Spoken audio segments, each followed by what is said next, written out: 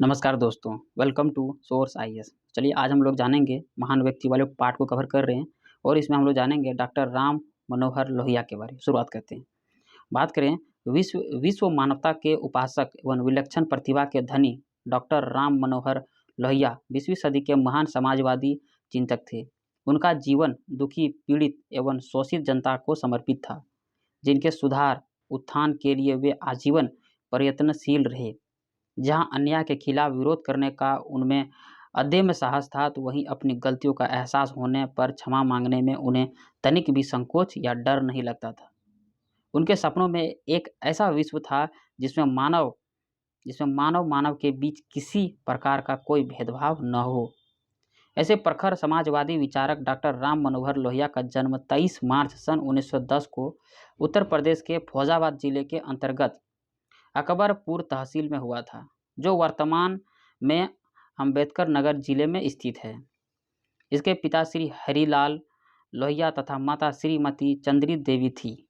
जब ये लगभग 2.5 वर्ष के थे, तभी उनके माताजी का स्वर्गवास हो गया। माताजी के न रहने पर उनका पालन पोषण उनकी दादी जी ने किया। बचपन से ही यह अपने पिताजी के साथ रहे और उनके जीवन से ही उन्हें राष्ट्र प्रेम की प्रेरणा मिली और उनकी प्रारंभिक शिक्षा अकबरपुर के प्राइमरी स्कूल में हुई और अकबरपुर की पढ़ाई समाप्त करने के बाद यह अपने पिता के साथ मुंबई चले गए और उन्होंने मुंबई से मैट्रिक और बनारस से इंटरमीडिएट और कोलकाता के विद्यासागर कॉलेज से स्नातक की परीक्षा उत्तीर्ण की। तत्पश्चात डॉक्टर लोहिया ने बर्लिन यानी कि जर्मनी से सन 1932 में डॉक्टरेट की उपाधि प्राप्त की और डॉक्टरेट की उपाधि के लिए डॉक्टर लोहिया ने प्रोफेसर बर्नर जैम्बर्ट के निर्देशक में नमक सत्याग्रह पर अपना शोध कार्य पूरा किया। डॉक्टर लोहिया सन 1933 के प्रारंभ में स्वदेश लौटने के बाद ये समाज के उत्थान हेतु देश में संचालित समाजवादी आंदोलन के साथ जुड़ गए।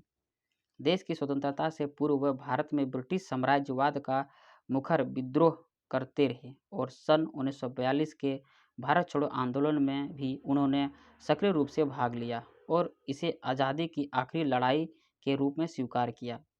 कई माह तक भूमिगत रहे और इसी समय उन्होंने गुप्त रेडियो स्टेशन की स्थापना की।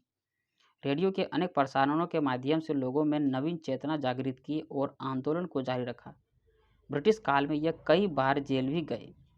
देश की स्वतंत्रता के बाद ये जीवन पर्यंत समाजवादी आंदोलन के साथ जुड़े रहे और सन 1963 ईस्वी में फर्रुखाबाद संसदीय क्षेत्र से उपचुनाव में लोकसभा के सदस्य चुने गए और मौलिक विचारक तथा क्रांतिदर्शी और समाजवाद के प्रेरक स्तंभ डॉक्टर लोहिया का 12 अक्टूबर सन 1967 को देहावसान हो गया।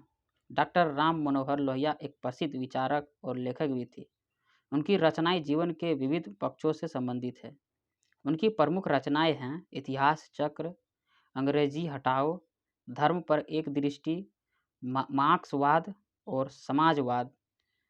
उसके बाद समाजवादी चिंतन, संसदीय आचरण, ये जितने भी जो था उसकी प्रमुख रचनाएं थी। उन्होंने कई पत्र पत्रिकाओं का संपादन भी किया तथा उनके लिए लेख भी लिखे गए। भूमिगत रहते हुए उनकी जंगजू आगे बढ़ो तथा मैं आज़ाद हूँ आदि पुस्तिकाएं प्रकाशित हुई। उनकी रचनाओं में मौलिक चिंतन के भी पर्याप्त अंश मिलते हैं। भूमि सेना और एक घंटा देश को उनके मौलिक चिंतन के प्रमुख उदाहरण है। डॉक्टर लोहिया एक निर्भीक व्यक्ति थे। वे अपने आसपास की घटना व परिस्थितियों का निष्पक्ष विश्लेषण करते थे। उनके व्यक्तित्व में किसी भी स्तर पर कथनी और करनी में विरोधाभास नहीं था। वे चाहते थे कि मनुष्य के संपूर्ण जीवन एवं स्वभाव की अभिव्यक्ति हो और वे इस पक्ष में नहीं थे कि व्यक्तित्व के किसी एक विशिष्ट पक्ष की एकाग्र एवं सीमित वृद्धि हो। उन्होंने अपने कर्म एवं चिंतन के द्वारा मनुष्य के व्यक्तित्व के विकास को सदैव प्राथमिकता दी। उनके चिंतन में गांधी जी के विचारों का गहरा प्रभाव रहा। अहिंसा के प्रति डॉक्टर लोहिया की आस्था, सत्याग्रह के व्यापक प्रयोग में उनका विश्वास, रचनात्मक कार्यक्रमों में उनकी निष्ठा और विकेंद्रीकरण के आधार पर देश की राजनीतिक और अर्थनीति में गुणात्मक सुधार लाने का उनका एक संकल्प गांधी जी की एक वैचारिक विरासत का परिणाम है। उनका मत था कि सत्ता का स्रोत केंद्र नहीं गांव की पंचायती होनी चाहिए। उन्होंने कहा है कि जनतंत्र तभी सफल हो सकता है जब वाणी की पूर्ण स्वतंत्रता हो और कर्म पर अनुशासन हो। राष्ट्र को जागृत करना उनका एक मूल उद्देश्य था। वास्तव में उनकी दृष्टि सार्वभौमिक एवं संपूर्ण थी।